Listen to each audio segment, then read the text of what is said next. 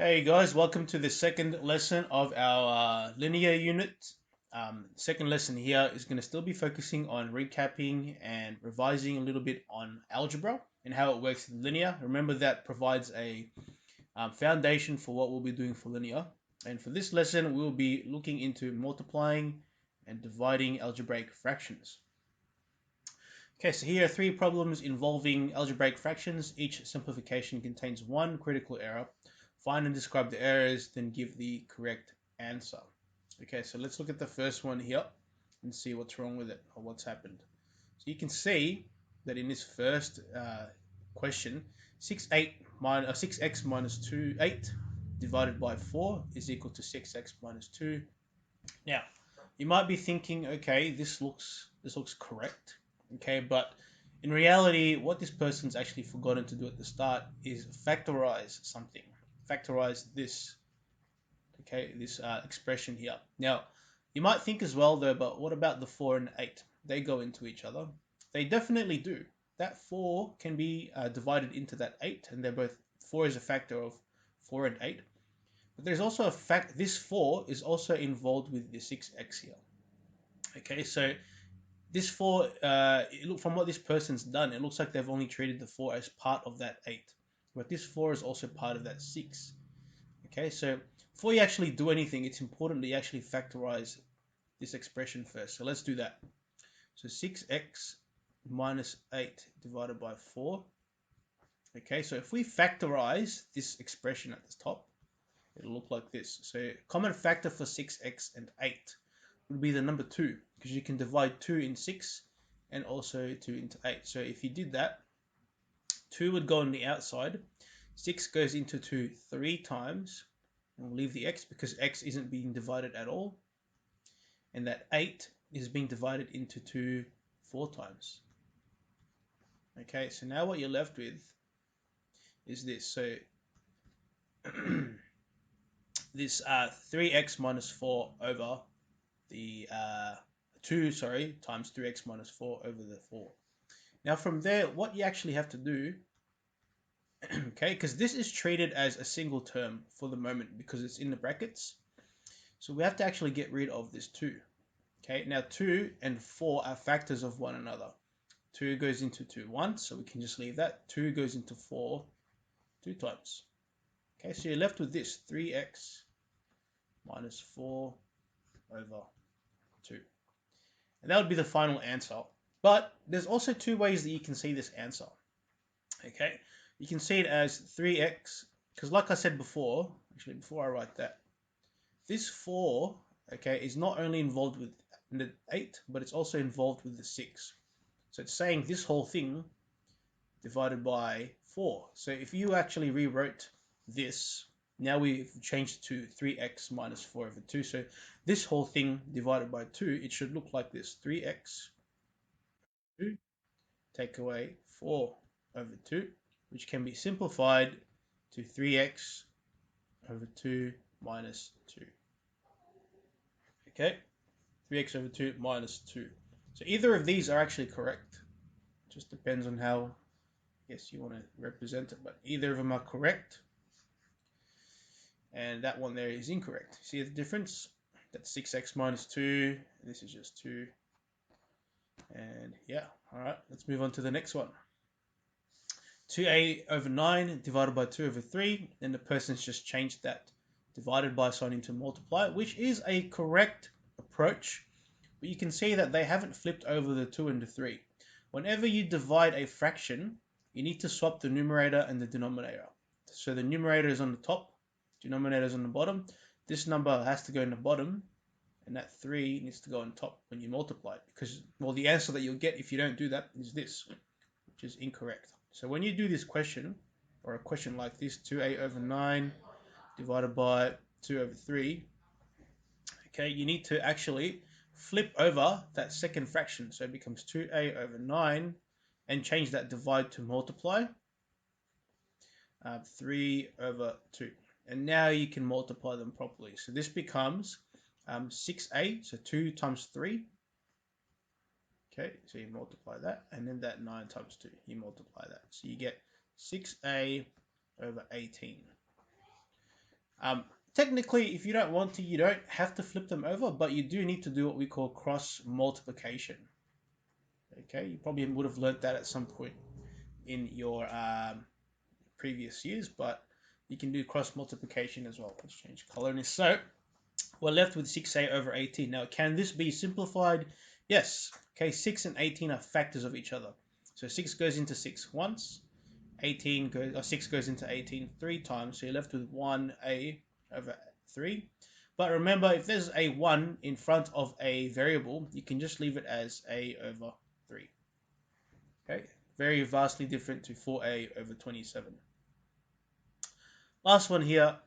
Okay, you've got 3b over 7 divided by 2b over 3, and they've turned it into times here.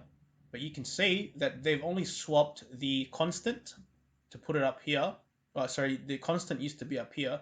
Now it's down here. So that 2, sorry, the 2, which is a coefficient, my bad, has gone down here, and that 3 has gone up to become the coefficient now. Now this is incorrect because it's 2b, not 3b. When you actually flip over the equation, the fraction, you need to flip over the whole thing. Because remember, this is cross multiplication. So that's 3b times 3, 7 times 2b. So this is incorrect. You can represent it as this. So let me rewrite the equation. 3b over 7 divided by 2b over 3. It should become 3b over 7 times 3 over 2b. Notice how the b needs to also go down with the 2 because it's coupled with the 2. Can't separate them. So in this case, 3b times 3 is 9b. Oops. 9b. 7 times 2b is 14b. So you can see now, okay, that we are not quite finished yet. Okay, we need to also simplify some of these things. 9 and 14 aren't factors of each other, but b and b are. So b goes into b once, so that's gone. B goes into b once, so that's gone as well. So remember, when you're dividing variables, you're actually minusing the indices. So b divided by b will gives you nothing, or gives you 1, but 9 times 1 is just 9 anyway. And b goes into b once, and 14 times 1 equals 1 as well. So you can just literally leave it as 9 over 14. Okay, so vastly different from what we've been given there. Okay, let's move on to the next section. Actually answer some of these questions. So simplify to find the answer in the simplest form for these ones. So basically, we're multiplying these for these questions, and then we're simplifying them. So if we multiply the top number with the top number, bottom with the bottom, so 2 times 6 is 12, 3 times 4 is 12. So if you simplify 12 over 12, it becomes 1. Now on your calculator, if you aren't very familiar with simplifying, you can just type that in. For 12 divided by 12, or 12 over 12, gives you 1. Next one, 3 over 4 times 10 over 9. Multiply the top with the top, bottom with the bottom. So that's 30 over 4 nines are 36. Okay, can this be simplified? Yes. Well, let's figure out the factors without using your calculator. Okay, this is definitely doable, but the factors here that go into both of them are the number 6. So 6 is the highest common factor for 30 and 36. 6 goes into 35 times, and 6 goes into 36 6 times. So you're left with 5 over 6. Okay, now with the divides, remember here you can either do cross multiplication or at the very least flip them around. Okay, so if I flip this around, it's going to be 4 over 7 times 7 over 2, which gives us 28 over 14. Can this be simplified? Yes, you can. Okay, if you want to double check, use the calculator, but the answer should be 2. Double checking that, you can literally type in 28, this button here, the fraction button, or you can press divide. That's also correct, and we'll give you 2.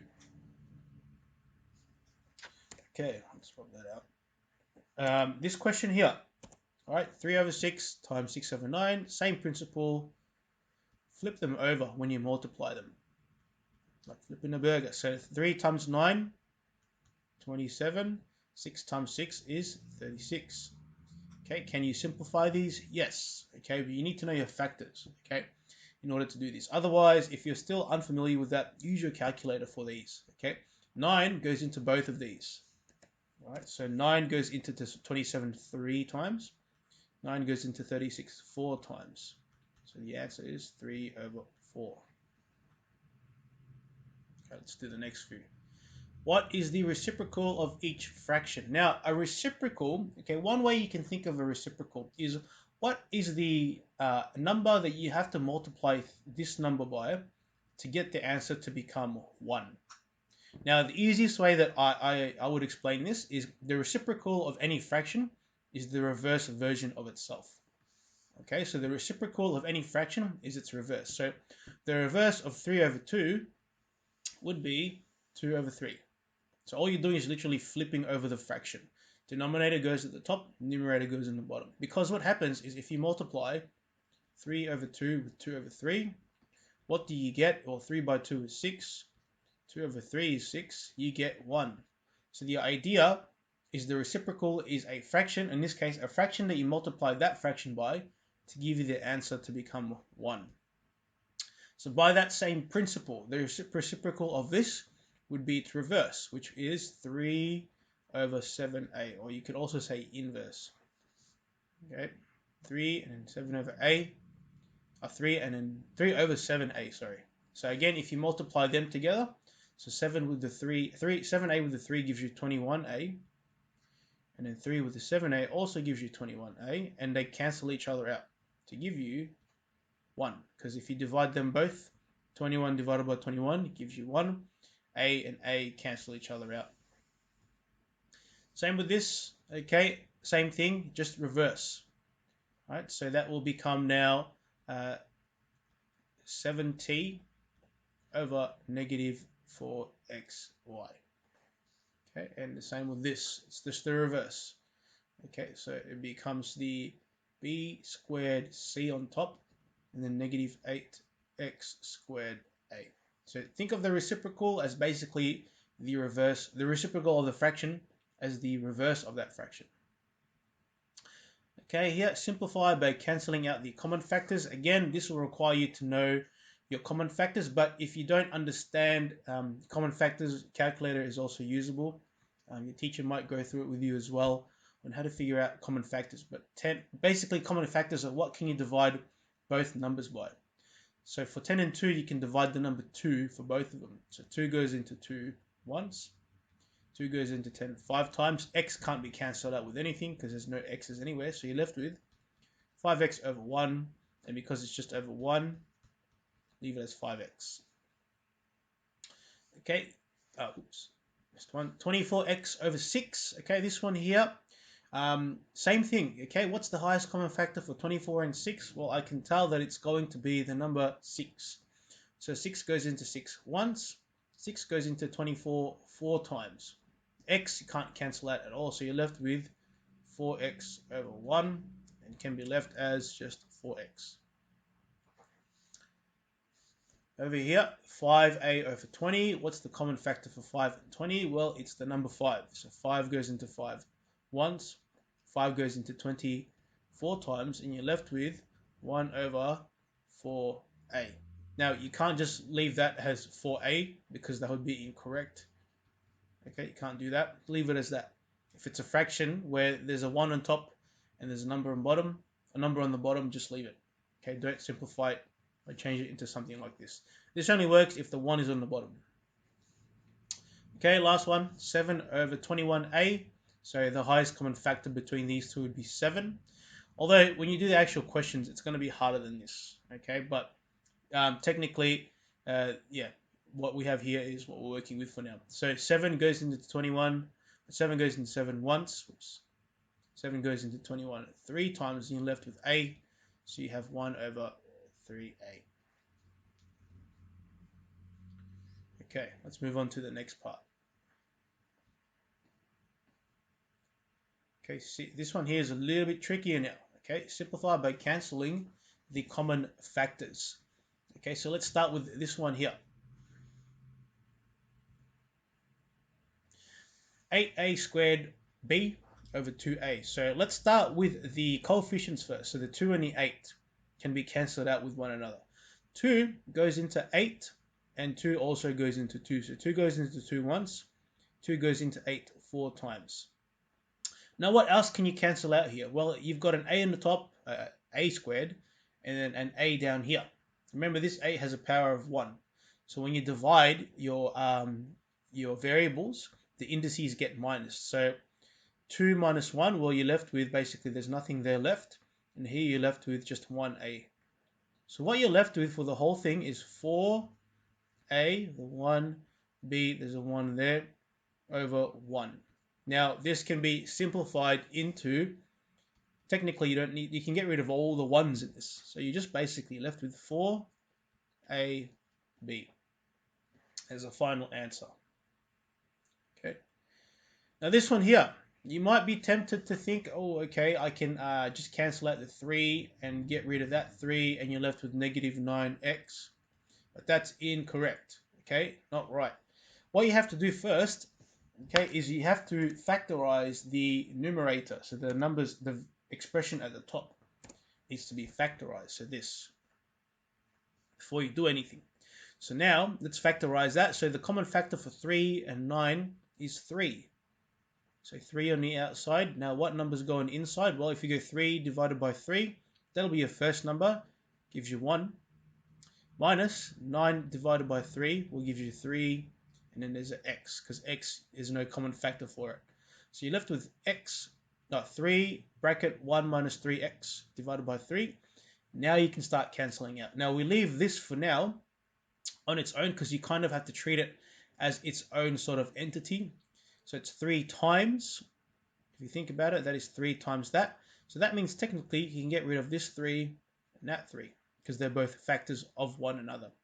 So your final answer is 1 over 3, not 1 minus 3x. Vastly different from negative 9x. Okay, so let's continue on the next few questions there. So let's do this one here. So you've got 2 over a times a plus 2 over the 4. Now this might look a little bit complicated, and there's not really anything that we can actually factorize as of yet. But the idea here is, let's actually put this together. So if I put all these together, you're going to get 2 times, or actually times a plus 2 over a times 4. Okay. Now, really quickly, let me just simplify some of these. So I'm just going to leave this as 2a plus 2 over 4a. Now, if you have a look at this, there are a couple things you can factorize here. That 2 and the 4 actually go into each other. Okay, so 2 goes into 2 once, so you can just leave that as nothing. 2 goes into 4 2 times. So what you are left with effectively is this: a plus 2 over 2a. Now you might be tempted to think, okay, can I factorize the 2 with that 2, the a with the a? Technically no, because this is an a plus 2, okay, and this is a 2 times a.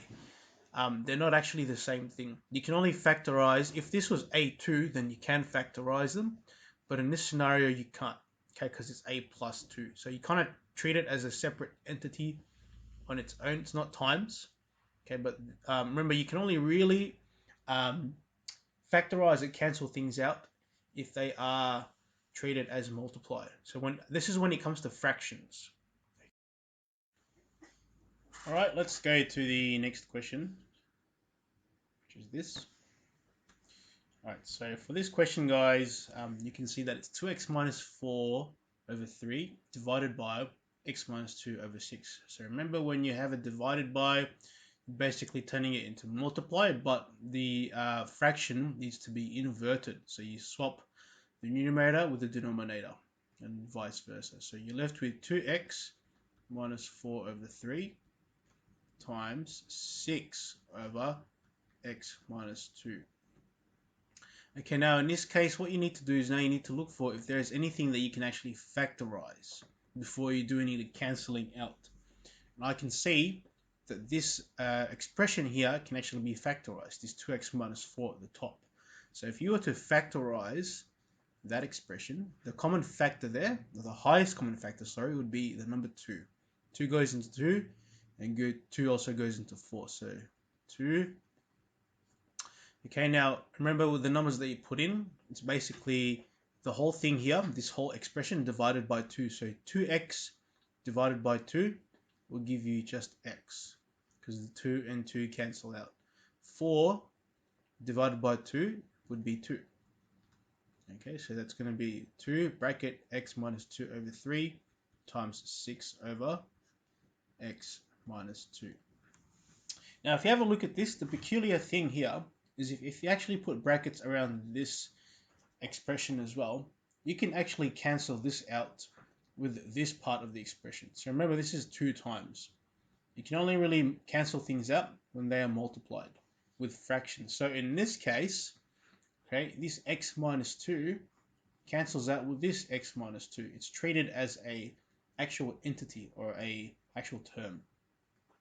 So what you're left with here is, so that becomes 1 and that becomes 1 as well, but you don't need the 1's anymore. So you're left with 2 over 3 times 6 over the 1. I'll go ahead and multiply them. So 2 by 6 gives you 12 and 3 by 1 gives you 3, and this fraction can be simplified into 4. So that's it for this chapter, for chapter 1b. Go ahead and do your exercises for chapter 1b, which are over here. So we're looking at questions 1, 2, 3, 4, and 5, making sure that you only do the specified questions there. Also, if you need the textbook, it is there. Thank you.